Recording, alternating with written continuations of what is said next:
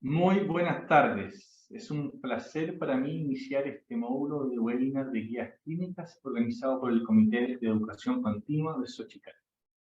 En esta oportunidad quisimos realizar la webinar con un enfoque pediátrico y se presentarán las guías clínicas de detección, evaluación y manejo de las dislipidemias en niños y adolescentes de la Sociedad Canadiense de Cardiología Pediátrica del año 2022. Es un tema muy interesante que habitualmente en Chile es abordado por los nutriólogos pediatras. Por eso consideramos muy importante estar al tanto para la pesquisa y manejo de esta patología.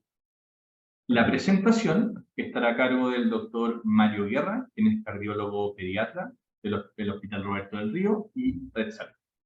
Las moderadoras serán la doctora Claudia Torrejón, quien es nutrióloga infantil y doctora en nutrición de la Facultad de Medicina de la Universidad de Chile.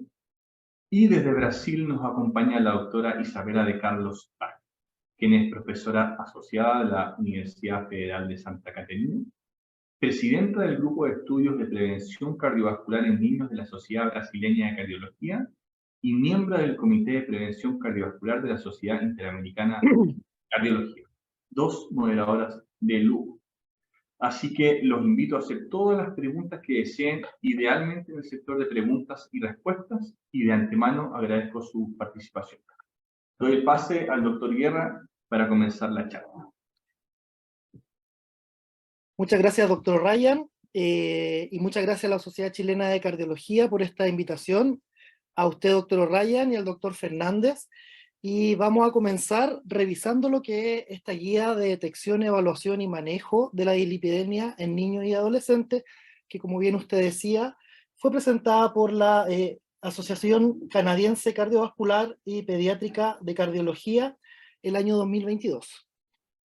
La aterosclerosis es la base de la fisiopatología de la enfermedad cardiovascular, principal causa de muerte mundial actualmente. Se sabe que esta se inicia en la edad pediátrica y está directamente relacionada con factores de riesgo cardiovascular, como son la hipertensión, el sedentarismo, el tabaquismo, el sobrepeso u obesidad, la diabetes y la dislipidemia.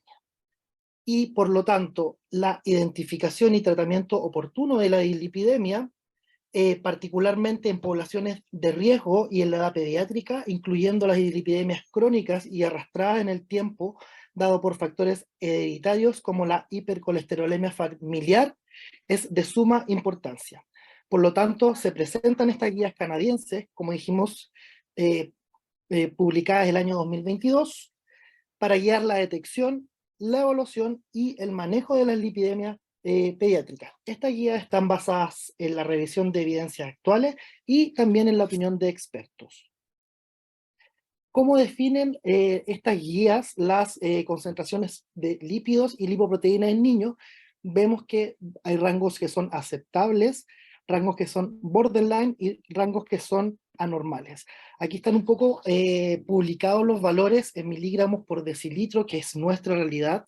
En la guía nos hablan de milimol por litro, pero estos son los valores que nosotros vemos en nuestros laboratorios, los que nos publican y nos presentan a nosotros. Lo importante es saber que en general, tanto para niños de todas las edades, el colesterol total sobre 200 es anormal, el LDL sobre 130 es anormal, todos los colesteroles no HDL sobre 145 son anormales, y los triglicéridos hay que hacer el corte en niños de menos de 9 años sobre 97 son anormales, y después de 10 a 19 años sobre 123 son anormales. Y un HDL bajo 38 ya es anormal. Un poco hablando de las causas de la hipercolesterolemia, nos hablan que hay trastornos que son primarios, es decir, que son genéticos, y hay trastornos que son secundarios. ¿Cuál es la importancia de esto de los trastornos primarios? Más que nada es saber que lo que habla la guía un poco es que la prevalencia que tienen ellos, sobre todo en Quebec, es bastante importante. Tienen una prevalencia de, lo más importante es la hipercolesterolemia familiar, que es de 1 a 90, y en el resto de Canadá es 1 a 300. vemos o existen dos variantes de hipercolesterolemia familiar, que son la heterocigota y la homocigota, donde claramente la homocigota son pacientes que tienen mucho más sintomatología y tienen mayor alteración de los lípidos en general que los heterocigotos, un tratamiento a tiempo pudiese cambiar un poco lo que es la enfermedad a largo plazo. Existen otros trastornos primarios que tienen que ver con los triglicéridos, como la deficiencia de la lipoproteína lipasa, deficiencia de la ApoC2, hipertrigliceridemia familiar, hipercolesterolemias mixta, como la hiperlipemia familiar combinada, o problemas cuando existe el HDL que está abajo, como la hipoalfa lipoproteinemia. ¿Qué es la importancia de esto? Que en general todas estas patologías tienen una alta carga genética, tanto hacia los padres con los hijos, como los mismos pacientes después con su hijo. Y los trastornos secundarios que cada vez van tomando más importancia, sobre todo en este nuevo mundo, donde pacientes cada vez más vemos diabéticos o niños o adolescentes con diabetes, niños obesos, pacientes con enfermedad renal crónica, hipotiroidismo, resistencia a la insulina, no olvidar pacientes con medicamentos, en específico los estrógenos, niñas en edad ya fértil que empiezan a utilizarlos, el uso de etanol, alcohol, beta bloqueadores que tenemos nosotros como cardiólogos, muchas veces pacientes que tenemos con beta bloqueadores, inhibidores de proteasa, esteroides, retinoides como la isotretinoína, resinas de unión a ácidos biliares, antipsicóticos, lipodistrofinas, tiacidas como la hidroclorotiazida, que también tenemos pacientes utilizando esos medicamentos, esteroides anabólicos e inmunosupresores. Pacientes con enfermedad hepática, pacientes con enfermedades autoinmunes inflamatorias crónicas, síndrome nefrótico, acromegalia, enfermedad por VIH o infecciones por virus de la hepatitis C. Dentro de esto, los pacientes con obesidad se caracterizan por una leve a moderada hipertrigliceridemia con característicamente el HDL bajo. ¿Cuál es la importancia de la pesquisa a tiempo de estos pacientes y su tratamiento adecuado? La identificación y manejo de la dislipidemia en la infancia puede servir para retrasar la progresión de la enfermedad aterosclerótica, particularmente en la población de riesgo. Las dislipidemias son clínicamente silenciosas en la infancia y son fáciles pasarlas por alto. Por lo tanto, nos dice esta guía que el 90% de las hipercolesterolemias familiares heterocigotas no son diagnosticadas, dado que tiene una incidencia muy importante, uno de los 300 niños. Recomendaciones previas de hacer screening con historia familiar positiva: se pierde en general 30-60% de los diagnósticos dislipidémicos en la infancia. Eso quiere decir que a pesar que nosotros hagamos screening en estos niños, en estos 90% que se nos pierden, igual vamos a estar perdiendo un porcentaje. En el año 2011, la American Academy of Pediatrics recomendó un screening universal a todos los niños entre 9 y 11 años y repetir nuevamente entre los 17 y 21 años, con el objetivo de mejorar la detección de las dislipidemias hereditarias como la hipercolesterolemia familiar. Es importante que sea en estas edades porque en la adolescencia tienden a disminuir los lípidos, ¿ya? Y un estudio dado por este grupo de Luiric y colegas demostró que la hipercolesterolemia familiar que iniciaron estatina en la infancia no tuvieron eventos cardiovasculares, salvo un evento y sin muerte a los 20 años de seguimiento, versus la hipercolesterolemia familiar no tratadas hasta la adultez, que un 27% tuvo eventos cardiovasculares y un 7% de muerte a los 40 años. Por lo tanto, sí hay un impacto de poder tratar a estos pacientes en la edad infantil o adolescencia. ¿Y qué es lo que recomiendan estas guías sobre el screening? Vemos que hay el screening universal versus el screening selectivo. ¿Cuál sería el screening selectivo? El screening selectivo sería realizarle un perfil lipídico, por así decirlo, como lo conocemos nosotros coloquialmente o más cabalmente en nuestro ámbito, a todos los pacientes. Bueno, el universal sería hacerlo a cualquier paciente entre los 2 a 10 años, que muchos países lo recomiendan, por ejemplo, en el Reino Unido lo pueden recomendar, pero el screening selectivo es hacérselo a pacientes que tengan una historia familiar positiva o prematura de enfermedades cardiovasculares. Por ejemplo, recomiendan ello a pacientes de familiares directos como papás, o abuelos, o tíos o tías que hayan tenido infarto, un stroke o algún evento cardiovascular o muerte por infarto, que sea hombre antes de los 55 años o mujer antes de los 65 años. O pacientes que estén con un riesgo dentro de una tabla de factores, que yo se las voy a mostrar inmediatamente, que están aquí la tabla de factores de riesgo. Esta tabla es muy importante y que es bien determinante en lo que es la guía, donde dividen los pacientes en de muy alto riesgo y alto riesgo, moderado riesgo y que estén en riesgo.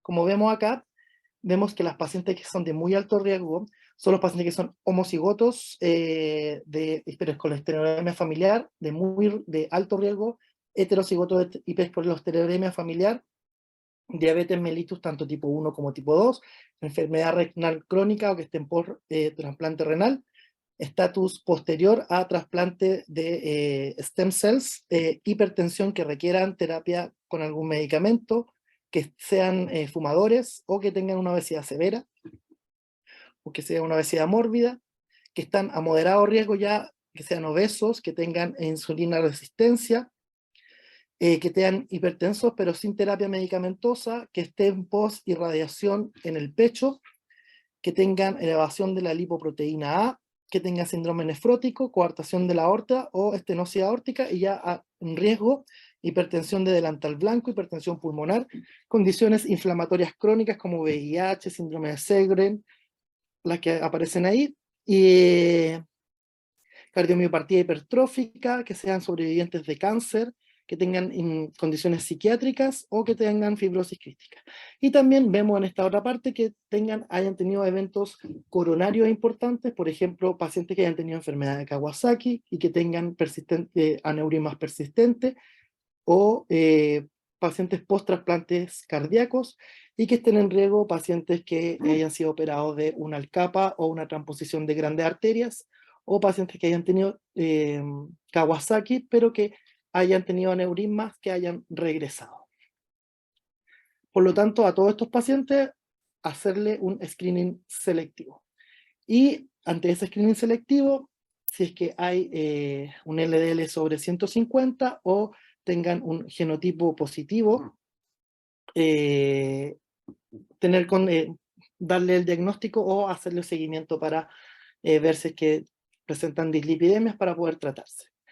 Y está lo que se llama el screening en cascada, que puede ser también en cascada o en cascada reversa, que esto significa que si es que tienen miembros, si es que son familiares de personas que ya tengan el diagnóstico de hipercolesterolemia familiar o alguna de las enfermedades genotípicas que presentan dislipidemia, poder hacerle el screening para colesterol, un perfil lipídico, y ver si es que es positivo, si es que está alterado o no. Y también existe cascada reversa. Por ejemplo, si yo hago el diagnóstico en un hijo, en un niño, poder hacerle a los padres o a los abuelos también el test, o hacerle el test de HDL, el perfil lipídico, y ver si ellos también son portadores de la enfermedad. Esa es la cascada reversa. ¿Y qué es lo que opinan los expertos en esta guía? Que dado la prevalencia de hipercolesterolemia familiar y su facilidad de detección y opciones de tratamiento efectivo, se recomienda un screening universal entre los 2 y 10 años, más screening en cascada. El screening selectivo en cualquier momento para niños con factores de riesgo cardiovascular identificados o de riesgo o historia familiar positiva de enfermedades cardiovasculares prematuras o dislipidemia. Acá están los factores de riesgo que ya les comenté previamente, que es bien importante por lo menos tener una noción o ir conociendo los factores de riesgo más importantes, porque lo vamos a ir hablando.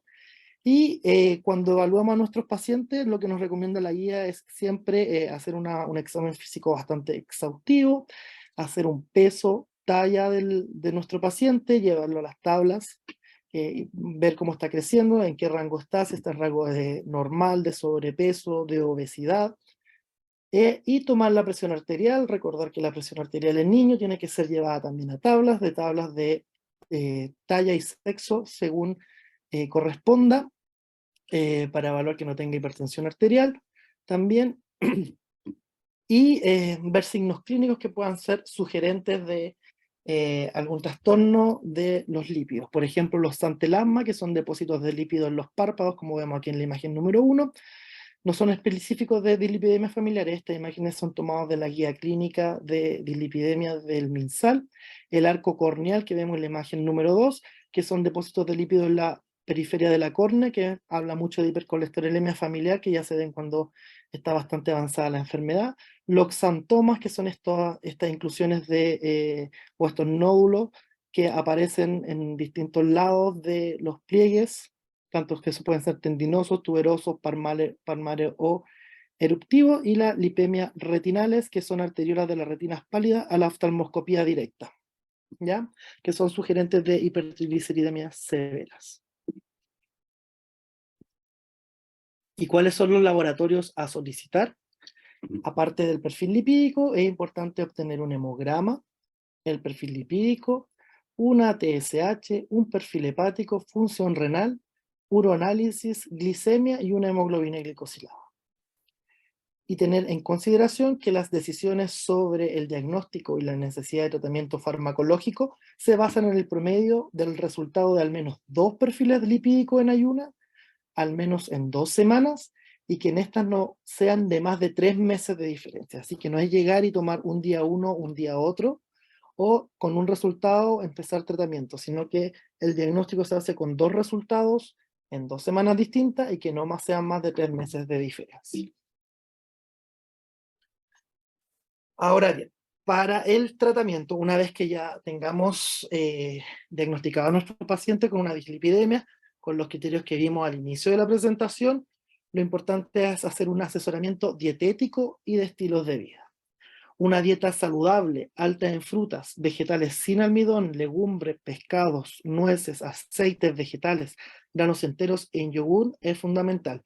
Después de la discusión, la idea es ir profundizando qué alimentos son los que constituyen este tipo de dietas. Evitar las grasas trans, sobre todo los alimentos fritos son los que son presentes en las grasas trans. Ingesta limitada de grasas saturadas a favor de los aceites que son más de tipo vegetal. Ingesta limitada de alimentos altamente procesados, carnes rojas y procesadas, carbohidratos refinados y la sal. ¿Cómo podemos reducir el LDL? Bueno, la estrategia de la AHA que está publicada es un tipo de dieta que se llama la CHIL 1 y la CHIL 2. Se dice CHIL porque es Cardiovascular Health Integrated Lifestyle Diet, que hace que el total de las calorías al día provenientes de las grasas sea menor al 30% y que las grasas saturadas sean entre un 8 y un 10%.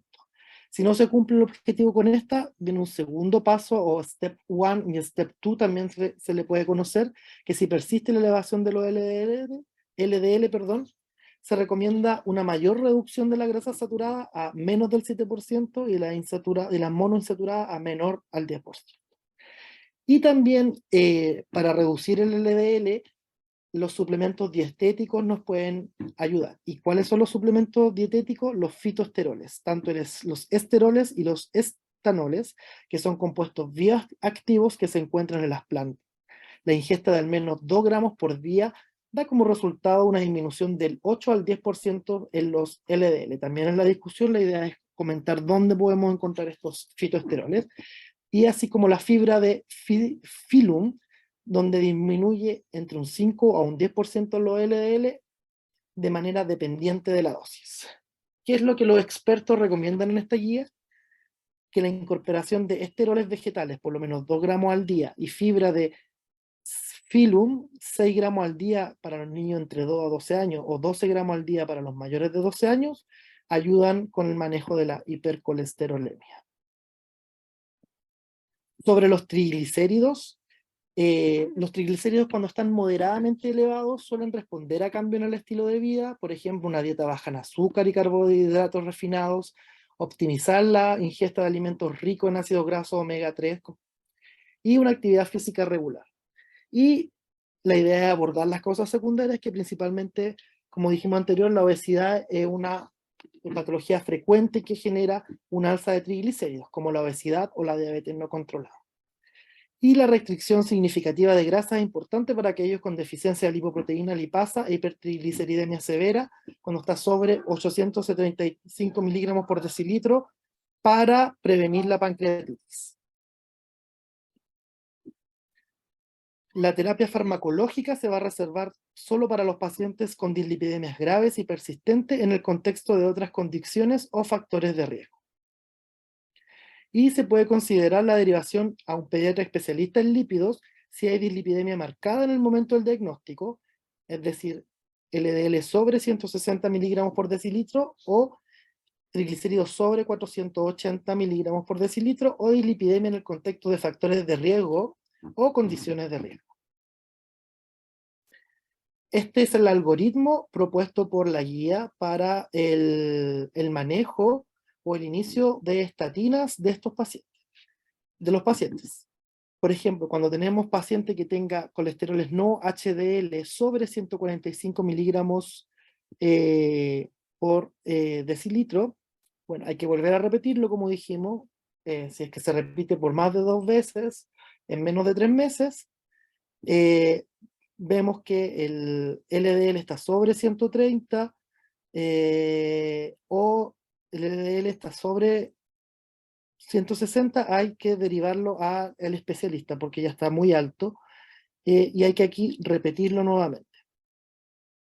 Si lo repetimos y está normal, es decir, que está bajo 130, continuar cambios de vida saludable y repetirlo cada 12 meses. Pero si sigue alto, vamos a ver, si este sigue alto y sigue alto sobre 190, es decir, que está muy alto, iniciar terapia con estatina. Si sigue alto, pero está sobre 160 pero bajo 190, hay que ver los factores de riesgo. Si tiene factores de riesgo alto o 2 factores de riesgo moderado, iniciar estatina. Y si tiene en sobre 130 pero bajo 160, si es que tiene 1 o 2 de alto riesgo, factores de riesgo, o 1 o más moderados factores de riesgo, o tiene clínica de enfermedad cardiovascular, iniciar terapia con estatina. Y si está sobre entre 130 y 190, pero no tiene factores de riesgo, continuar cambio en el estilo de vida y seguir cada 6 meses con perfil lipídico. ¿Ya? Así que eso es bien importante. Si es que tiene o no tiene factores de riesgo. Si está sobre 190, iniciar terapia. Si es que está bajo 190, hay que ver factores de riesgo. Si es que tiene, iniciar terapia. Si es que no tiene, cambio en estilos de vida. ¿Ya? Y siempre hay que excluir causas secundarias. ¿Ya? Y en el caso de que decidamos iniciar estatinas,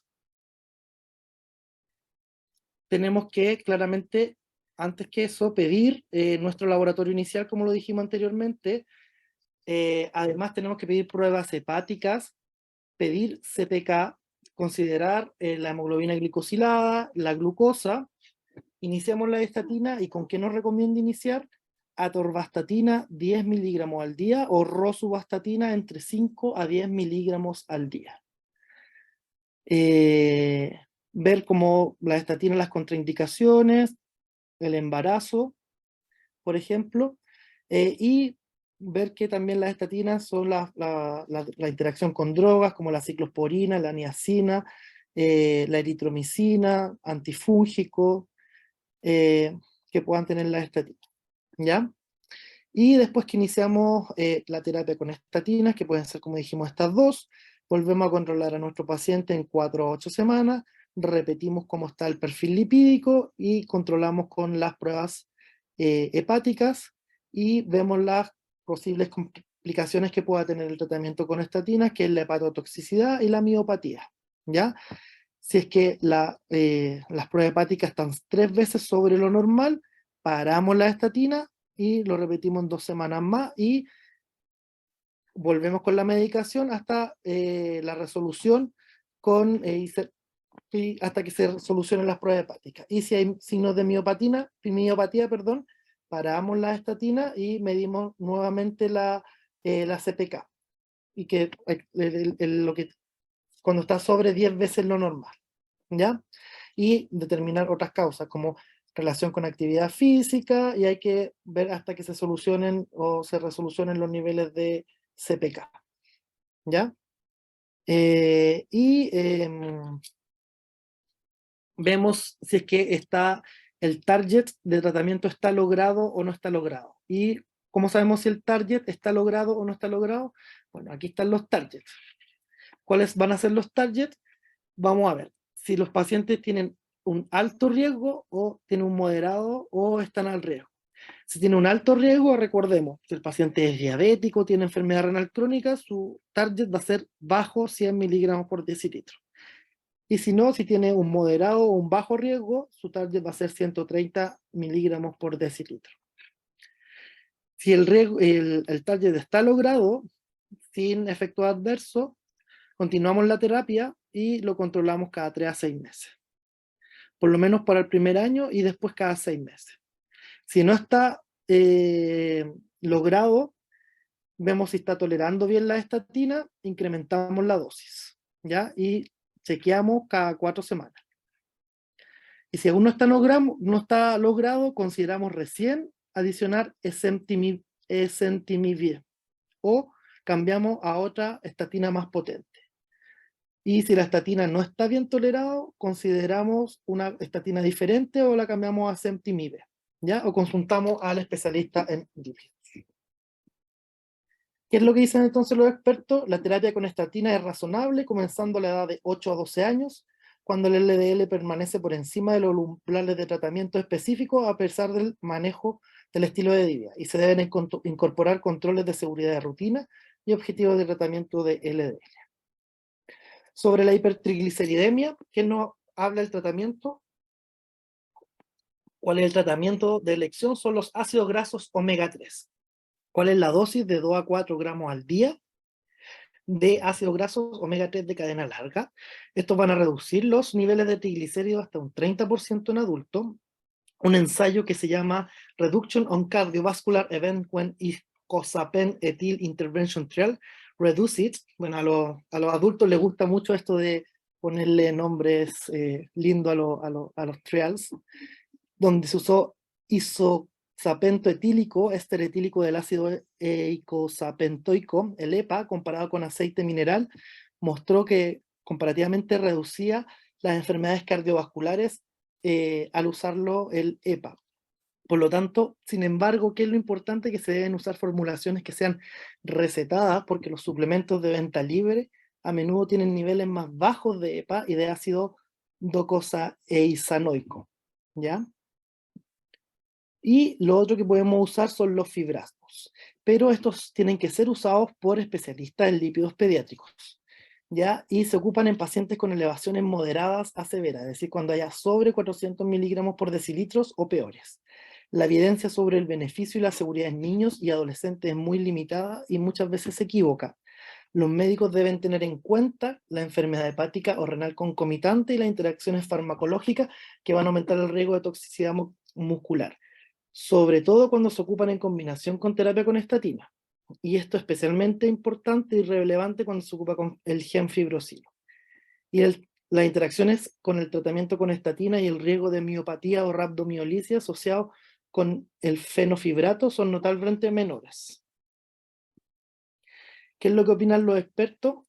Que los pacientes con hipertrigliceridemia persistente de 200 o a 480 miligramos por decilitro, a pesar de la intervención en el estilo de vida, o hipertrigliceridemias graves sobre 480 miligramos por decilitro al momento del diagnóstico, pueden ser considerados para farmacoterapia, además de un control dietético estricto, incluyendo el uso de gasos omega 3 o fibratos, aunque la evidencia de beneficio y seguridad es limitada en niños y se recomienda una evaluación y manejo por parte de un especialista en lípidos. ¿Cuáles son las lagunas de conocimiento actuales y las direcciones futuras que nos propone esta guía? Que hasta el momento y la estrategia óptimos, o en el momento la estrategia óptimos para el screening lipídico en jóvenes, se requieren más estudios. Actualmente no se reconoce bien la rentabilidad de hacer un screening universal lipídico. Es imperativo que los médicos de atención primaria puedan manejar los trastornos lipídicos en la juventud con fácil acceso y apoyo de nutriólogos registrados para todas las situaciones, excepto claramente las más graves. La estratificación del riesgo y los umbrales actuales para el inicio de la farmacoterapia son empíricos y basados en opinión de expertos. Esto es bien debido porque los estudios siempre, las indicaciones se hacen desde los 8 años en adelante porque no existen estudios antes, no es porque no se puede hacer, sino que no hay experiencia, ¿ya? Pero sí, cuando son muy graves se empieza antes los tratamientos de los 8 años. No se ha establecido la edad adecuada para iniciar el tratamiento con estatina, aunque la evidencia hasta la fecha sugiere que el tratamiento más temprano es beneficioso. Eso es lo que les decía anteriormente. La seguridad del inicio de la estatina en niños menores de 8 años a 10 años requiere más estudio y evaluación a largo plazo. Y sobre las conclusiones, el esfuerzo futuro más efectivo debe ser la promoción de estrategias dedicadas a la identificación de jóvenes, bueno, canadienses en este caso, con hipercolesterolemia familiar, mejoras en la detección de lo que actualmente es una condición muy subdiagnosticada y que es fácilmente tratable. Si la diagnosticamos, la tratamos fácilmente. Esto va a conllevar a reducir el riesgo cardiovascular y mejorar la salud cardiovascular futura de la población, más que cualquier otro tratamiento novedoso. Por lo tanto, la hipercolesterolemia familiar y otros trastornos lipídicos pediátricos de alto riesgo son comunes y su detección y tratamiento oportuno podrían normalizar el riesgo aterosclerótico a largo plazo. Datos emergentes de ensayos clínicos pronto podrían proporcionar evidencia que respalde el uso de nuevos medicamentos para reducir los lípidos, incluso agentes biológicos que se dirigen a la serina proteasa de proproteína convertasa subtilicina, quexina, tipo 9 en el grupo de edad pediátrica, ampliando así las opciones de tratamiento para estos pacientes. Por lo tanto, ¿cuáles son los puntos claves que nos propone este paper? Aquí un poco más, que la aterosclerosis comienza en la juventud, su presencia y severidad está ligada a la presencia y severidad de factores de riesgo cardiovascular, incluyendo la dislipidemia. La hipercolesterolemia familiar es común, pero permanece muy poco diagnosticada. La identificación y tratamiento de la hipercolesterolemia familiar en la infancia va a reducir significativamente y posiblemente normaliza el riesgo cardiovascular en la edad adulta. Las pruebas genéticas son útiles para lograr el diagnóstico definitivo de hipercolesterolemia familiar y otras dislipidemias genéticas. Sin embargo, el diagnóstico clínico se puede hacer independientemente de tenerlas o no, debido a la prevalencia de hipercolesterolemia familiar, la facilidad de su detección y las opciones de tratamiento efectivas. Recomendamos la detección universal de lípidos en ayuna o sin ayuno, sin HDL o LDL, dentro de la primera década de la vida, después de los 2 años, junto con la detección en cascada de los casos identificados de hipercolesterolemia familiar probable o definida, u otros trastornos monogénicos de los lípidos. Las decisiones sobre el diagnóstico y la necesidad de tratamiento farmacológico se basan en el promedio de los resultados de al menos, como dijimos, 2 perfiles en ayunas obtenidos con al menos 2 semanas, pero no más de 3 meses de diferencia. Historia o examen físico completo, con investigaciones adicionales según sea necesario para excluir causas secundarias de lipidemia pediátrica. Importante, estilo de vida y manejo dietético como estrategia de primera línea en casi todos los casos de lipidemia pediátrica. Se puede considerar la derivación a un especialista para facilitar el manejo de estilo de vida, farmacoterapia o dislipidemia marcada al momento del diagnóstico o en el contexto de factores de riesgo o condiciones de riesgo. El tratamiento con estatina es razonable comenzando entre los 8 y los 12 años, cuando el LDL permanece por sobre los umbrales de tratamiento específico, a pesar del manejo de cambio en el estilo de vida. Y hay que incorporar controles de seguridad de rutina y objetivos de tratamiento. Y los pacientes con hipertrigliceridemia persistente, a pesar de las intervenciones del estilo de vida o grave, pueden considerarse para farmacoterapia con ácidos grasos o fibrato. Y eso sería la guía clínica para presentarles. Muchas gracias por su atención. Muchas gracias, Mario, digamos, por la presentación de estas nuevas guías que estamos teniendo. Y la idea es que vayan haciendo las preguntas para que nosotros las vayamos leyendo. Por mientras, yo quería, bueno, hablar con la doctora Isabela, porque en realidad lo que estábamos hablando fuera de la presentación es esto de cómo lo están haciendo en Brasil, con el hecho de hacer screening universal, los problemas que han tenido ustedes al tratar de implementarlo, y como trabajen la parte cardiovascular, si ustedes también a nivel hospitalario siguen a los pacientes que hacen, por ejemplo, que tienen cardiopatías congénitas, y cuáles son los que ustedes ven que tengan más alteraciones en el perfil lipídico, que vayan a hacer aterosclerosis más precoces. Bueno, buenas noches a todos. Para mí era un gran placer, un gran honor estar en este webinar muy importante, con una guía muy interesante. Congratulaciones por su presentación, que fue muy buena y muy esclarecedora. Bueno, en Brasil nosotros tenemos como desde hace 20 años ahora, que tenemos las recomendaciones de hacer la triaje, el screening universal desde de 10 años. ¿Qué pasa? Que, bueno, teníamos como de evidencias científicas que es el momento donde los niveles de dislipidemia están más estables.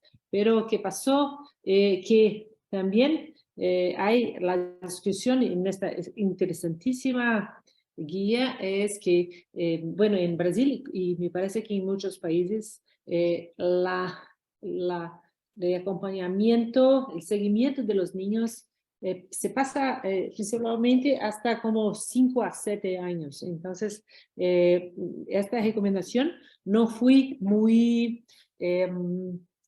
no fue de un gran suceso porque las personas, los niños no están a este momento mucho en seguimiento con sus pediatras. Entonces, y también acá los pediatras no adherieron sustancialmente a esta recomendación. Entonces, nosotros, como en muchos países, no tenemos un diagnóstico muy largo de dislipidemia, de las dislipidemias. Los estudios de Brasil tienen como 38% a 40% de niños con dislipidemia, más bajos niveles de HDL, pero nosotros tenemos muchos niños con LDL. En nuestros estudios, que no son estudios, son estudios locales, que tenemos como media esto. Bueno, esto ¿qué pasa acá?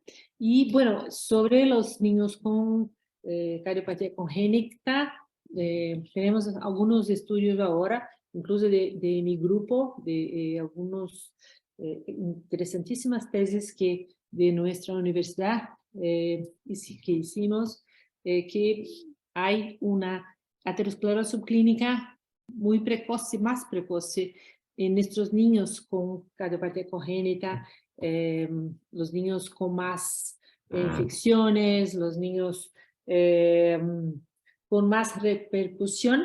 Cuanto más importante la repercusión, más riesgo de aterosclerosis tiene. Entonces, hay una recomendación como en los guías internacionales de que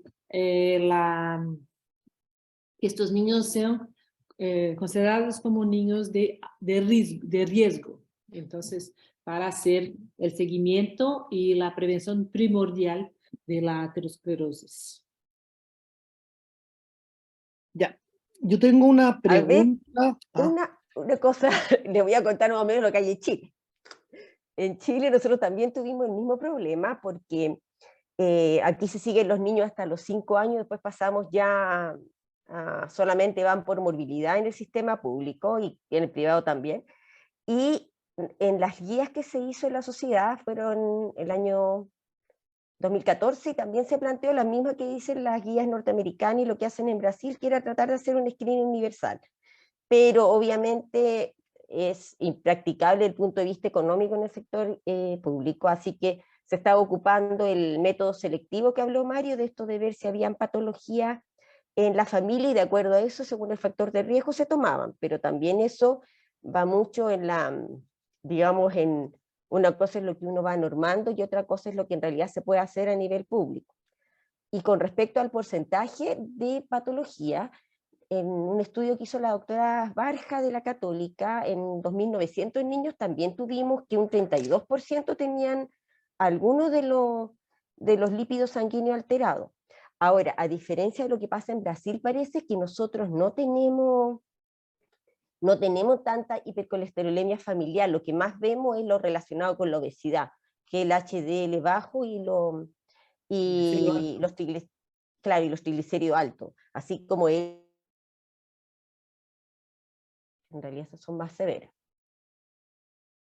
Ya. Sí, o sea, yo dentro de lo que he visto también bastante, o que cada vez me está llegando más, sobre todo en la parte ya más privada, más que pública, donde vemos más cardiopatía congénita, en muchos niños obesos en general, que llega con dolor de pecho, con alguna molestia, y uno le pregunta, ¿te ha hecho algún chequeo general o alguna cosa? Y ves niños que son obesos, le toma la presión, tiene la presión un poco alta, tiene factores de riesgo como no sé, síndrome metabólico, tiene la cintura, la medición de la cintura alta, dan las tablas, está con el IMC alto y le toma exámenes y lo que más ve el HDL un poco disminuido, triglicéridos puede que estén ahí en rango, pero lo que más ha tocado ver, y esa va un poco más mi pregunta hacia ustedes que son ya un poco más expertas en ese sentido, es qué hacen o qué indicaciones le dan a los pacientes cuando tienen el HDL disminuido. Bueno, esto es una pregunta importantísima para todos nosotros de Latinoamérica, porque ¿qué pasa? Que acá no solamente los obesos tienen, pero hay una determinación social muy importante de los niveles de HDL. Acá en Brasil hay un estudio muy interesante con adolescentes que se llama ERICA, con 37.000 niños, adolescentes. ¿Qué pasó? Hay una relación muy directa, muy inversa, en verdad, inversa no, directa. Cuanto más alta la clase social de los niños, más altos son sus niveles de HDL. Cuanto más bajos son los niveles de HDL. Tenemos que tener en cuenta bueno, las infecciones, la inflamación que estos niños están en su día a día, en su día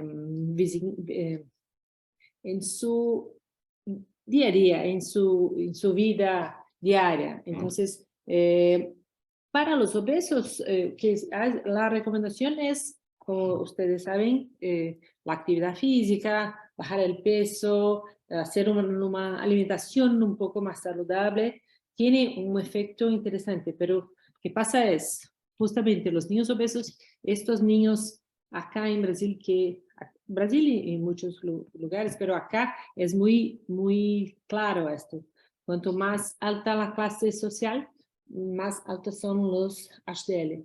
Incluso en niños de sobrepeso, no obesos no, tiene la relación entre triglicéridos y HDL muy alta y bueno, todas las repercusiones más graves para la salud, pero esto es muy importante, entonces, para nosotros todos, me parece, toda Latinoamérica puede tener esta relación. O sea, y algo que no se puede cambiar, por lo que no. O sea, solamente más. Bueno, tenemos que hacer, hay que tener un cambio social muy importante. Pero para obesos no, hay que hacer eso, bajar el peso y cambiar la física, sí, pero ¿Y hay algún tipo de ejercicio que sea más recomendable que otro? Por ejemplo, un ejercicio aeróbico versus anaeróbico, un ejercicio que sea más de fuerza, que sea mejor que otro. Bueno, no sé si a la doctora Claudia le gustaría hablar, pero para mí el mejor ejercicio es jugar. El niño jugar, que le gusta. Porque cuanto más Hacer lo que le gusta. hacer que le gusta. No hay que hacer como una especialización de las actividades físicas, pero cuanto más diverso, cuanto más interesante, más lúdico, mejor para los niños. No hay como hacer uno específico que sea importante, porque nosotros tenemos que tener placer en la actividad en esta edad para que en la edad adulta se mantenga estos hábitos. ¿Qué te parece, doctora Claudia? Sí. Bueno, nosotros lo que hacemos, digamos, como nosotros vemos de todas las patologías, lo que tú decías, Mario, es que en Chile lo que vemos es que los triglicéridos, en la medida que nosotros manejamos los triglicéridos, ya sea con dieta, aumentando omega 3, al bajar los triglicéridos suben los HDL. Ya, nosotros no tenemos, es poco frecuente que tengamos triglicéridos bajo 38, no es tan a menudo. Nosotros generalmente nuestros pacientes lo tienen como entre 35 y 45, ¿ya?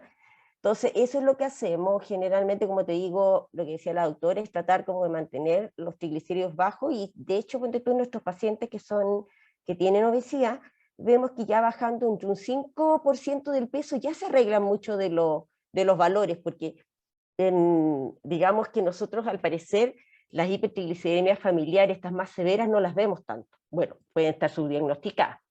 Ahora, con respecto al ejercicio, claro, si tú me preguntas, cortito y niños más grandes uno puede manejar, y se ha visto que el ejercicio que aumente la masa muscular favorece, que serían los ejercicios con peso y todo, porque disminuye los triglicéridos y tenderían a aumentar el HDL. Pero como manejamos niños más chicos, o sea, tenemos que, claro, ojalá juegos en grupo, ponte tú, ojalá que formen parte de un equipo, que no se metan al gimnasio porque empiezan otras patologías asociadas a esta mentalidad que tienen ahora. Y claro, lo que dice la doctora, o sea, que jueguen de hartas cosas, pero así dirigidamente, claro, o sea, se ha demostrado que un poquito más el ejercicio que aumente masa muscular es el que favorecería un poquito más. ¿Qué pasa? Que afortunadamente los niños chicos, nosotros tenemos esta preocupación, bueno, no puede hacer mucho trabajo de fuerza cuando son niños, pero hacen mucha, Claro. de forma fisiológica. No hay los estudios internacionales nos muestran que los niños tienen una actividad de fuerza mucho más alta que nosotros imaginamos. Y bueno, pero no concordo que la idea de hacer fuerza después de 12 años puede ser muy interesante. Sí. Aquí hay una pregunta que hace la doctora Rivera sobre si vale la pena solicitar ecografía abdominal para evaluar el hígado graso.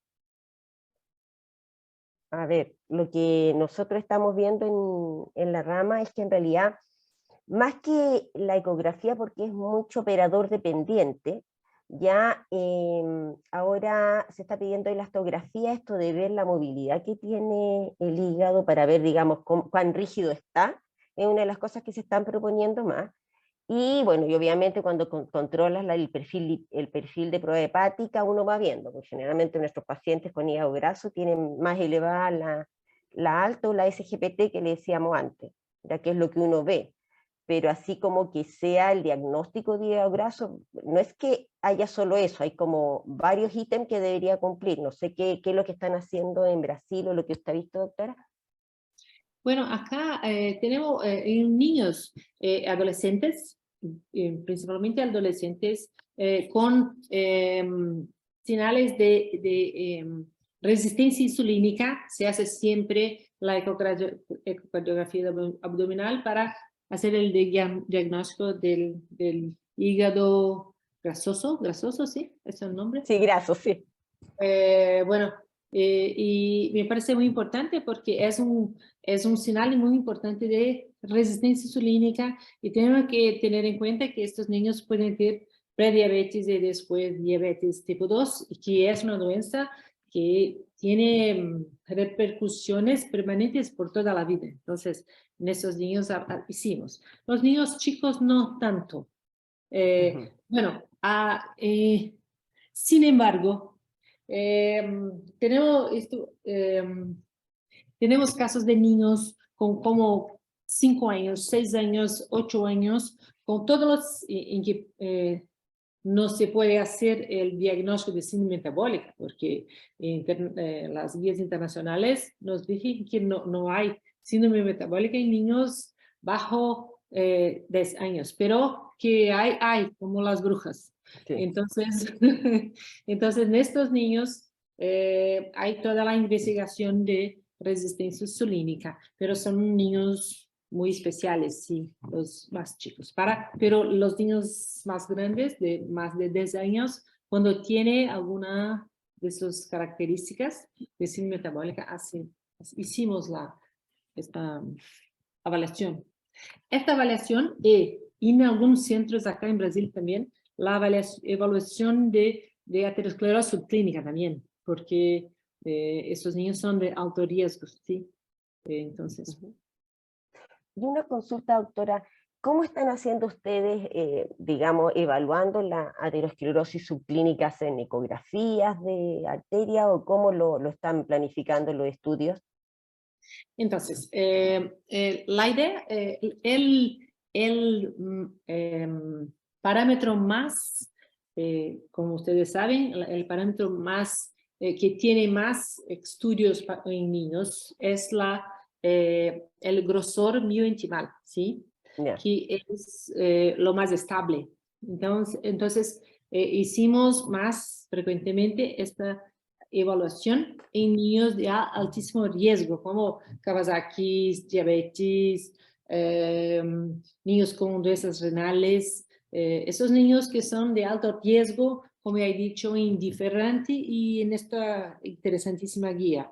Entonces, esto, y como se dice en la guía americana y europea norteamericana y europea de grosor miointimal. Entonces, hicimos esto. Aún no tenemos muchos centros en Brasil que se hace como en el día a día, pero en grupos de estudio, y ahora tenemos mucha gana de hacer un gran entrenamiento de nuestros cardiólogos pediátricos para para hacernos esta medición en estos niños de alto riesgo, que me parece como un marcador importante. Sí. Tenemos en cuenta las metas, los targets. Pero esto es una discusión muy larga que tenemos que hacer por ¿Y ahí cómo lo hacen? ¿A qué edad lo hacen? ¿O es así? Porque también eso va variando, creo yo. ¿A qué edad más o menos ustedes plantean hacerlo? Perdón, no comprendí. ¿A qué edad le hacen esta medición? ¿Es lo mismo? Porque es como parámetros, ¿cuáles ocupan? Sí, tenemos algunos parámetros. Hay un parámetro que aún se utiliza. Bueno, hay esta guía europea de la Sociedad de Ecocardiografía de Europa, que hay una propuesta muy interesante. No hay estudios muy largos de patrones de normalidad, pero hay una buena idea de parámetros. El criterio, de cómo hacer el protocolo, hay esa discusión en una guía de ecocardiografía europea y bueno, nosotros tenemos utilizado en nuestros niños de alto riesgo, como HIV, diabéticos, cardiopatas con cardiopatía congénitas, esos niños de alto riesgo, pero la discusión es, ¿hay que cambiar el tratamiento si se encuentra la aterosclerosis subclínica o no? Esto también es una discusión internacional y bueno, me parece que aún no estamos lejos de llegar a un consenso internacional sobre eso, pero me parece muy importante hacer esta este acompañamiento, ese seguimiento de estos niños de esta forma. A ver, otra Yo pregunta. tengo Sí, otra cuéntame, pregunta. Mario. Por ejemplo, volviendo al tema del manejo como preestatinas o más que nada sobre el tema que me surgió, el tema de reducción del LDL con los fitoesteroles y con la fibra soluble, el Ficilium. O sea, porque no los conocía, hice una Psyllium. investigación un poco, Filium. Psyllium. Investigación un poco, busqué que la cajita valía 18.600, que vienen 30 sachets de 2 gramos cada uno, que es lo que se recomienda. Y la bolsita de Filium vale 8.500 en el Jumbo.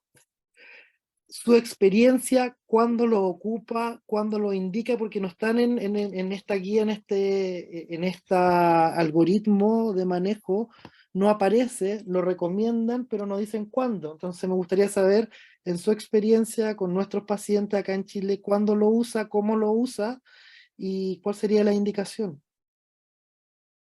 A ver, en realidad los fitoesteroles lo ocupamos bastante, ¿ya? Porque, o sea, obviamente uno le hace dieta y todo, cambia el menú, por así decirlo, pero lo que nosotros vemos en Chile es que nosotros no podemos empezar con una dieta Child 1, porque la Child 1 nosotros ya la estamos consumiendo en Chile, a diferencia de lo que pasa en los países del norte, no comen muchas carnes, entonces nuestro colesterol de la dieta generalmente es bajo 300.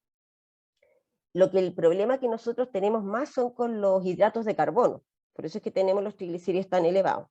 Entonces cuando tenemos colesteroles elevados, como que salvo sacarles, digamos, el paté y esas cosas, lo que hacemos es, en muchos pacientes, cambiamos el estilo de vida y tratamos de ver eso, pero uno ve que a los 3 meses, nosotros no lo controlamos a los 6 meses, lo controlamos a los 3 meses, y ponte tú, si no hay cambio, agregamos fitoesteroles, y es verdad que son caros, pero como empezamos siempre con la dosis más chica, entonces, que serían 2 gramos, y ahí vamos viendo. Ahora, en cuanto a la fibra, el Psyllium, claro, es caro, pero podemos ocupar otras cosas que disminuyen la fibra, porque lo que hemos visto es que, por ejemplo, a diferencia de los adultos, en que la dieta, cuando tú le bajas la dieta a un paciente, el colesterol en la dieta de los adultos no cambia mucho, entre un 10 y un 15%, más no. El otro es como que hacen colesterol de nuevo. En cambio, los niños absorben más. Entonces, la dieta, cuando dicen los adultos y te va a bajar un 10%, en realidad a nosotros nos baja más solo cambiándole algunas cosas de la dieta. Entonces, lo que primero hacemos nosotros es cambiar la dieta y agregar la fibra, que los niños acá no consumen, porque no hay ensaladas, no les gustan las legumbres, ya. Entonces las legumbres son lo que más tiene fibra. Entonces ya le decimos, mira, tienes que comer por lo menos 2 a 4 porciones de legumbre a la semana. Ponte tú, la frambuesa y los frutos secos tienen bastante, ¿cómo se llama?, fibra. Le vamos así como tratar de llegar a 6 en los chiquititos y 2 en los grandes, como ellos lo plantean. Pero, porque en realidad lo que se plantea a veces es 20 gramos de fibra cuando uno ya en la etapa adolescente está planteado. Pero, o sea, ya llegar a 6 gramos en los chicos y 12 gramos en los grandes es dificultoso. Pero eso es lo que primero, si no hay tantos factores de riesgo, porque uno va sacando la cuenta, y no sé cómo lo hacen, pero por ejemplo nosotros aquí en Chile, uno va viendo, ya, si le agrego esto, debería bajarle tanto, si le agrego esto, debería bajarle tanto, y si eso no va sucediendo, y nosotros estamos seguros que el paciente está cumpliendo, vamos escalando y pasando luego a estatinas o a ese timide. Pero no sé, eso es lo que nosotros hacemos aquí en Chile, pero que es distinto a lo que pueden hacer los del norte, que ellos sí pueden ocupar Lactal 1 porque tienen más consumo de colesterol que el de nosotros. Ya. ¿Y qué pasa con los omega 3? ¿Es verdad eso que las concentraciones que venden tienen poco omega 3 y hay que mandar a hacer como pastillas o concentrados de omega 3 especiales, o no es tan así? A ver, en Chile, sí, es verdad. Porque si tú compras el típico aceite pescado, el aceite pescado que uno toma, digamos, estos que vienen en cápsula, tienen 1 gramo de aceite pescado, pero de EPA y DHA solo tienen 300 miligramos. Entonces tú tienes que comprar un concentrado de omega 3 y esos ya van siendo, así en nombre comercial, por ejemplo, ponte tú el omega 3 Up, o los que vienen en jarabe que se llama Fish Oil, pero que vienen hechos concentrados.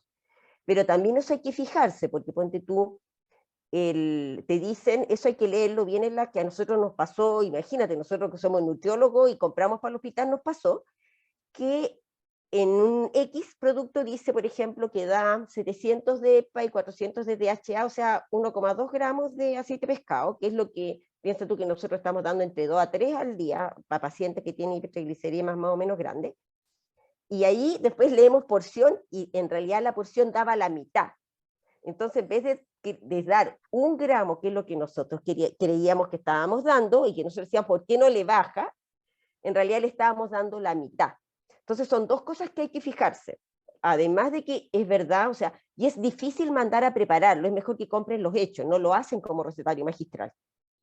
O sea, está en eso y eso es lo que hay, que van variando, no sé cómo será en Brasil, pero acá nosotros tenemos poco arsenal de medicamentos porque Chile somos muy pocos habitantes, o sea, 20 y tantos millones no es nada comparado con otras regiones, entonces que traigan ciertos medicamentos a Chile nos cuesta más. Entonces tenemos como contado con los dedos de las manos cuánto están en Chile llegando. Por ejemplo, los fitoesteroles que tú nombrabas, lo tenemos el CardioSmile que viene en sachet y tenemos los que vienen en Benecol, que es una de las marcas que trae esto, pero el problema es que el Benecol cuesta en encontrarlo y están en el Jumbo. Entonces tú comprenderás que nuestros pacientes del hospital no van al Jumbo. Entonces es muy difícil. Entonces te fijáis que hay que ir como viendo esas cosas, pero es verdad que el omega 3 hay que tener cuidado y sí, es mejor comprar los originales, o sea, no los originales, los que hay en farmacia. Versus comer pescado. Ah, no, es mejor comer pescado. Ya. Ya, yo no sé cómo es la experiencia de la autora, pero aquí en Chile no comen pescado. Entonces, lo que hacemos nosotros, nutriólogos, es que no le decimos coma pescado, porque todos van a comer pescado blanco. Y ahí, típico que tienen que tomarse como 1 kilo. Entonces nosotros le decimos, mira, tienen que comer pescado, pero ya que no te gusta tanto, trata de empezar comiendo los que te van a servir más, que son, qué sé yo, el jurel, que aquí es súper barato, y que a nuestra población, gracias a Dios, dentro de los pescados, la gente que trabaja, yo que trabajo en hospital público, les gusta bastante el jurel, en las clínicas no les gusta, pero en el hospital público les gusta.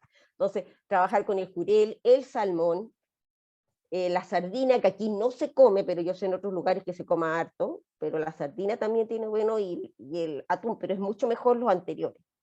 Entonces, y obviamente se ha visto que entre comerte una cápsula de pescado y comerte el pescado tiene más beneficios que tomarte la cápsula de pescado porque tiene otras cosas además del omega 3 que son antiinflamatorias. Entonces, claro, o sea, si tú me preguntas, pero es que lo que pasa aquí, pese a que nosotros tenemos NMAR, Chile yo creo que los países que comen menos pescado, o sea, si uno pregunta, así como contado con los dedos de las manos, la gente que come pescado, son buenos para comer marisco, pero pescado no mucho. En Brasil yo no sé cómo es esto, pero aquí en Chile cuesta un mundo que coman pescado. Acá, ¿qué pasa en el litoral? Le gusta mucho, los niños les gusta pescado y pescado un poco más barato que carne roja. Entonces ahora se come más pescado. Sardina, por ejemplo, es un pescado muy barato acá en Brasil y le gusta mucho. De nuestra cultura, como en Portugal se come mucho, Claro. mucha sardina y acá nosotros tenemos esta... Sardina portuguesa. Nos gusta mucho Sí. el pescado. Mi experiencia con estos suplementos también no es tan buena. Bueno, no sé en la guía chilena, pero acá en la guía de hipercolesterolemia familiar no se recomienda el omega 3. Es específica para esta enfermedad. Y bueno, para triglicéridos puede ser muy importante, pero nos gusta más el pescado. Y los fitosteroles acá en Brasil, los alimentos fortificados con omega, con fitosteroles son muy caros para la salud pública. Entonces, no se utiliza tanto, pero se puede. No es tan fácil de encontrar. Entonces, no se utiliza tanto como bueno, la alimentación. Acá, afortunadamente, tenemos los legumbres, les gustan, nuestra cultura. Poroto, ¿Ah? feijoada. negro. Feijão, sí, acá el arroz y caragoles, eso. Sí, Frijoles. frijoles. Frijoles. ¿Es verdad Es- eso que las legumbres hay que comerlas con un carbohidrato acompañado, sí, no? sí, ¿Tiene mejor absorción? sí, para la absorción de la proteína es más importante hacer eso, el arroz La mezcla. arroz La integral, que es el mejor, porque la absorción de proteína es mejor. Entonces, la base de la alimentación de Brasil ahora un poco cambió, porque estamos, bueno, muchos alimentos Procesado. procesados, sí, entonces, pero aún se come mucho. El país que más come frijoles en todo el mundo es Brasil. Entonces, Oh, qué tenemos maravilla. esta característica que es Feijoada. ¿Cómo? La feijoada. Feijoada. Sí, el arroz con... Para nosotros el básico es como una expresión acá, feijão con arroz, que es todo que es básico, que es el del cotidiano para nosotros. Hicimos arroz con feijão, que es. Pero los suplementos son muy caros para nosotros. Nosotros, el país es un país muy grande, tiene plata, pero hay mucha gente pobre, que no tiene nada.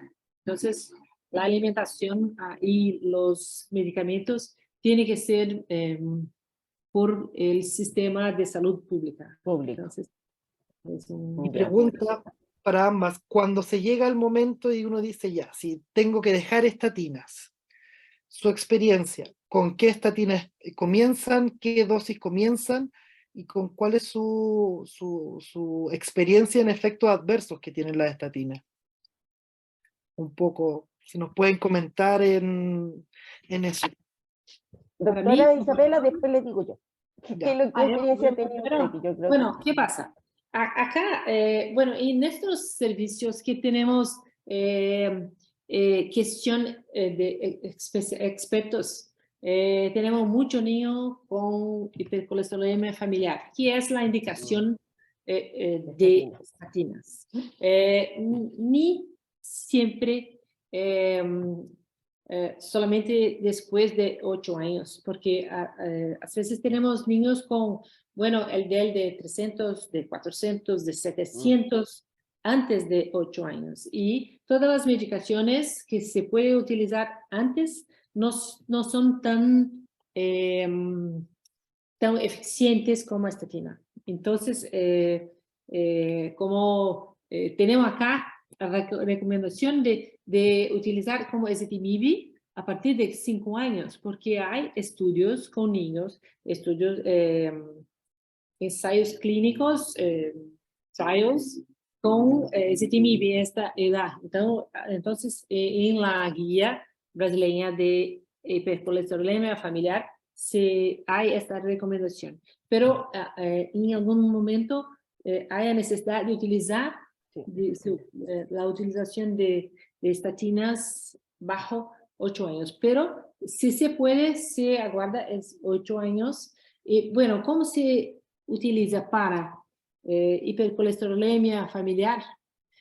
Lo más importante es una estatina de alta potencia, como atorvastatina y rosuvastatina. O no tenemos esto en nuestro sistema de salud.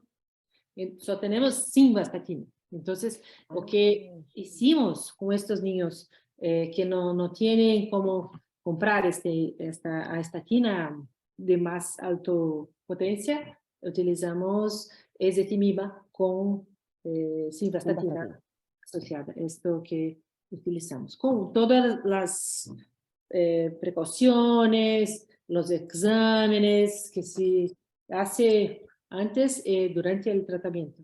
Lo mismo que se hace en esta guía, pero son las que más utilizamos. Y los niños con HIV, por ejemplo, utilizamos rosuvastatina si se puede, porque por cuenta de la asociación, la competición citocrómica entre, bueno, las drogas inhibidores de proteasa y todo, y las estatinas. El citocromo. Ahora, nosotros en Chile tenemos, sí, lo bueno es que la atorvastatina está en nuestros centros de salud en forma de los centros de salud, digamos, públicos. Entonces, la mayor experiencia que tenemos es con atorvastatina. Ya la roxastatina no la hemos ocupado.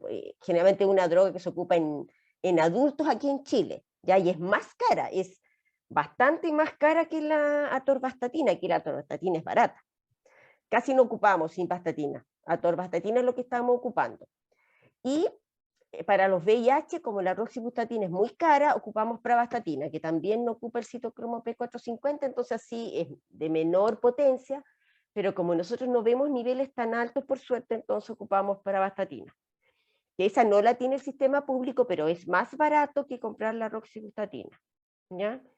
Y con respecto a las reacciones adversas, porque nosotros, como no tenemos niveles ni hipercolesterolemia familiar, ocupamos dosis no tan altas de atorvastatina y por lo menos lo que yo, que no te voy a decir que tengo una amplia experiencia, pero en los pacientes que yo he visto, uno me ha hecho transaminasa elevada y los otros se han mantenido más o menos estables, y así rhabdomiolisis no he tenido. O sea, uno que otro paciente que me hizo CPK alta, pero que después bajó y lo volvimos a introducir la atorvastatina y no lo volvió a hacer. Entonces, no sé cuál es la experiencia de la doctora Isabela, que usted tiene más pacientes con hipercolesterolemia cuando ha subido dosis o la hacen sin dosis dependiente.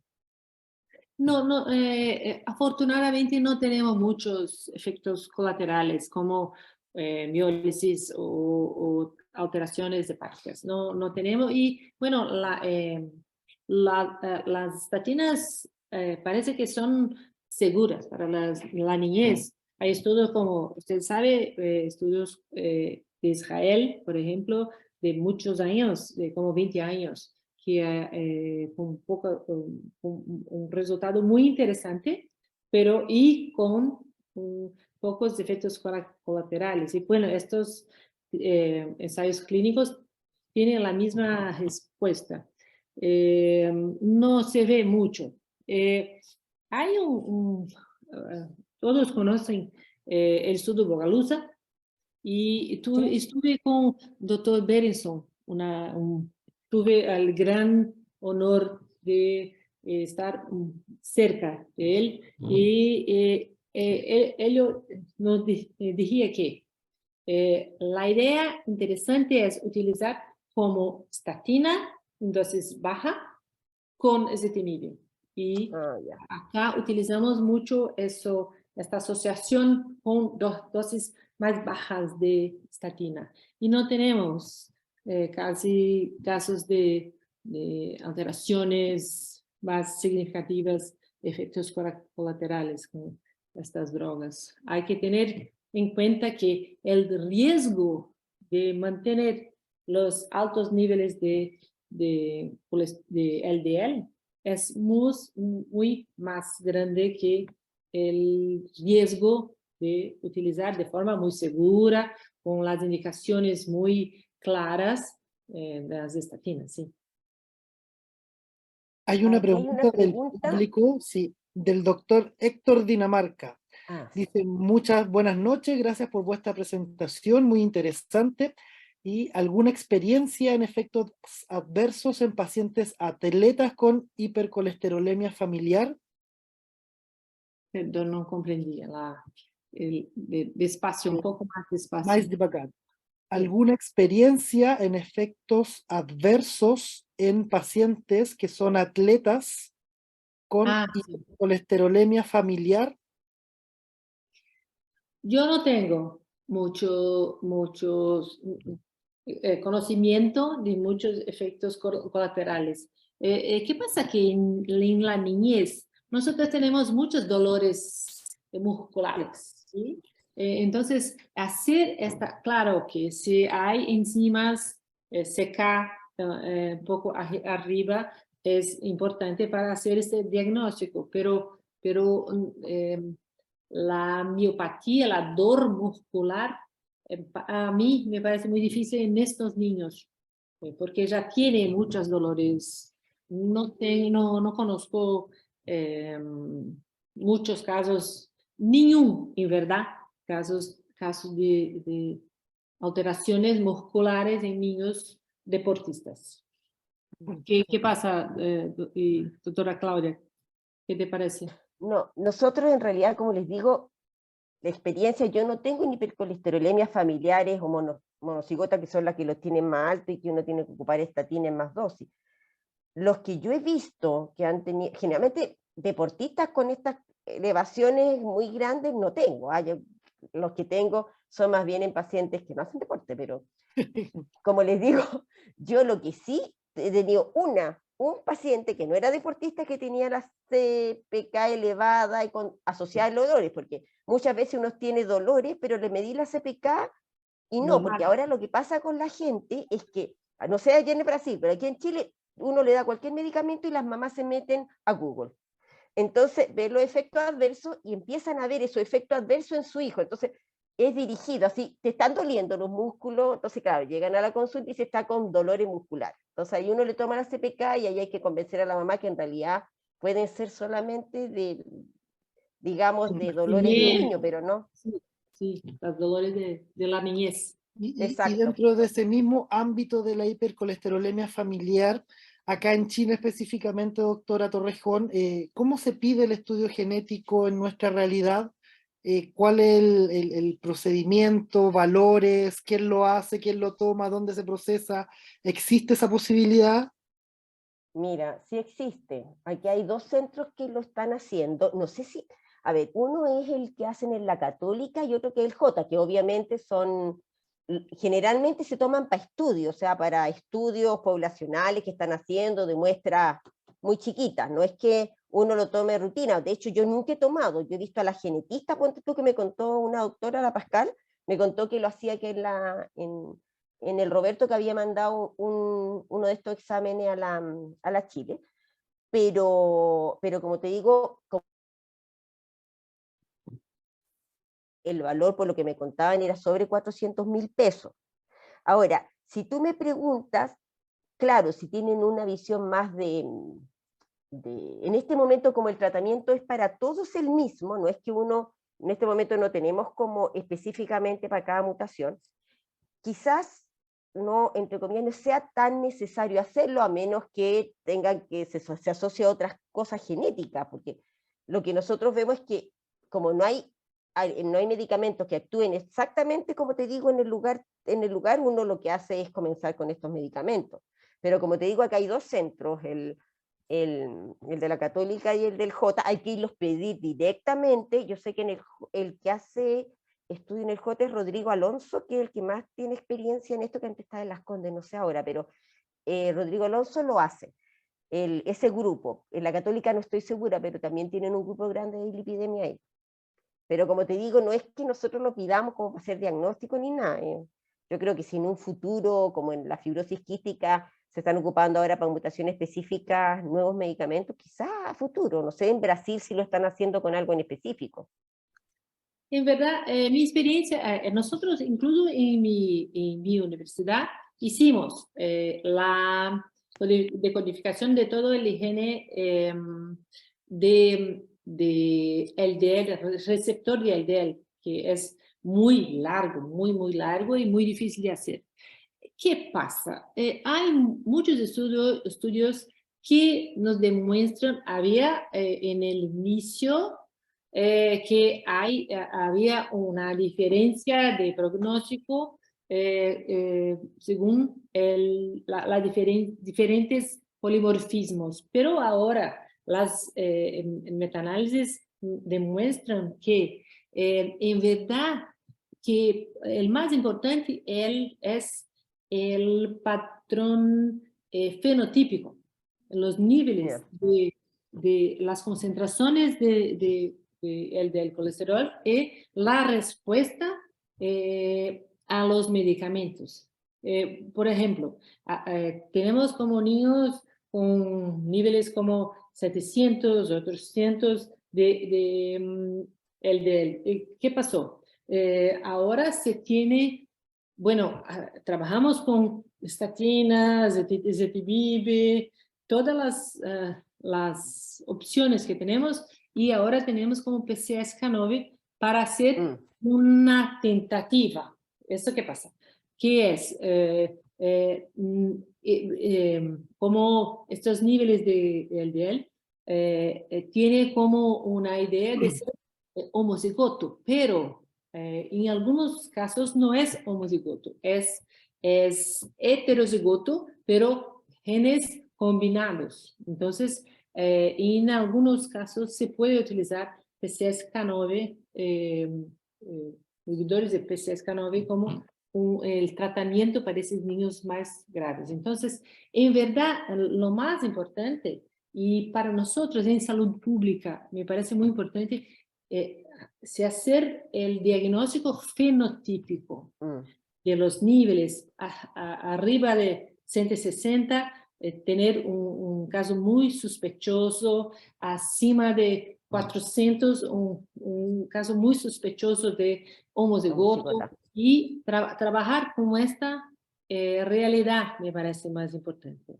porque el pronóstico es basado en los niveles de LDL y su respuesta al tratamiento.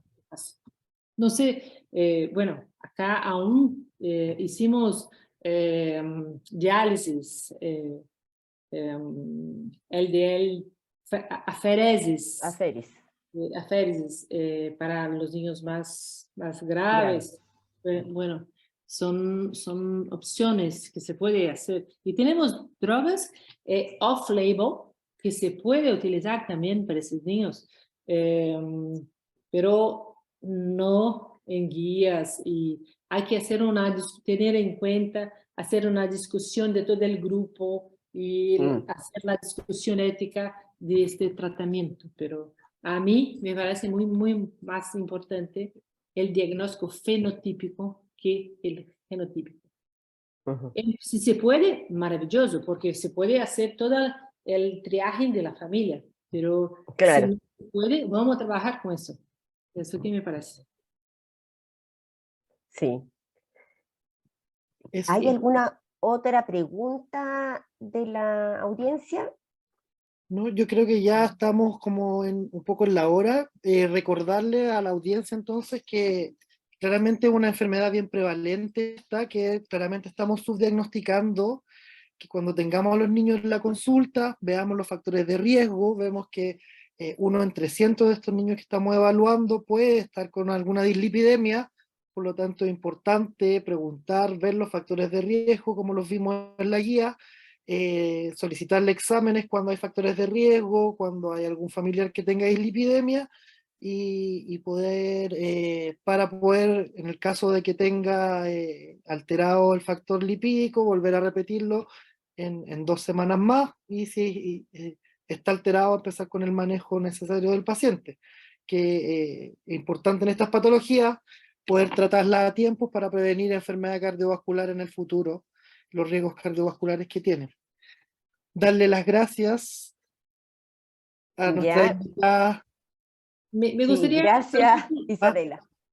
Solamente me gustaría tener en cuenta una cuestión que para mí fue la más importante de esta guía, que es hacer la screening universal más temprano.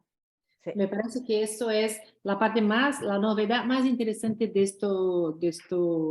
esta guía, y que a partir del diagnóstico de estos niños, hacer como la cascada reversa de la familia, que parece lo más costo efectivo. Entonces me parece la parte más importante y la gran novedad de esta guía, que me parece muy importante. Ahora, Mario, lo importante es que como generalmente todos los que estamos en esto somos pediatras, yo creo que si tenemos un niño en el que típico que le vamos a pedir examen, qué sé yo, por la anemia, ya porque vienen a la consulta, tomarle un perfil lipídico, aquí no es tan caro, ya lo hacen todos los hospitales públicos y en la área privada muchas veces se hace. Entonces, pese a que no tenga factores de riesgo, uno los toma como screening, así como, bueno, si le cuesta correr, vamos a tomarle anemia, tomarlo, o sea, es no solamente a los que ponte tú, tenemos algún factor de riesgo, porque eso sí vamos a tener que tratarlos, pero podemos ya ocupar las medidas básicas de dieta y todo esto si vemos que tiene alguno, digamos, más alto, porque no son sintomáticos, ese es lo terrible. Entonces, como no son sintomáticos, si tenemos la posibilidad, yo creo, como dice la doctora, es mucho mejor hacérselo, o sea, entre comillas, como no tenemos plata, como para hacerlo universalmente, sí los que nosotros vemos, podemos hacérselo y ver digamos, de esos a cuántos podemos ayudar. Así es. Muy interesante la discusión, muy interesante el tema. Darle las gracias a la doctora Torrejón, darle gracias a la doctora Isabela de Carlos y a la Xochicar por esta invitación, al doctor O'Raya por la coordinación y no sé, o sea, invitarlo a todos, recordarles del curso de cardiología de Ecocardio que es este día viernes y día sábado. Y posteriormente el congreso que a final de año es en Coquimbo, en el Enjoy de Coquimbo. ¡Ah, Así qué que, bonito! sí, así que muchas gracias a todas las personas que participaron por Muchas darse gracias por la tiempo. invitación. Muchas gracias por la Palabras. invitación. Fue un gran placer, un gran honor. Muchas Gracias, gracias a Isabela. ustedes, estuvo entretenida la conversación. Muchas gracias a todos los que participaron, que se dieron el tiempo de poder escucharnos. Se agradece bastante y será hasta la próxima. Hasta Ya. la próxima. Hasta Chao, luego. gracias. Chao, Chao, Isabela. Nos vemos. un gusto, chao. Chao.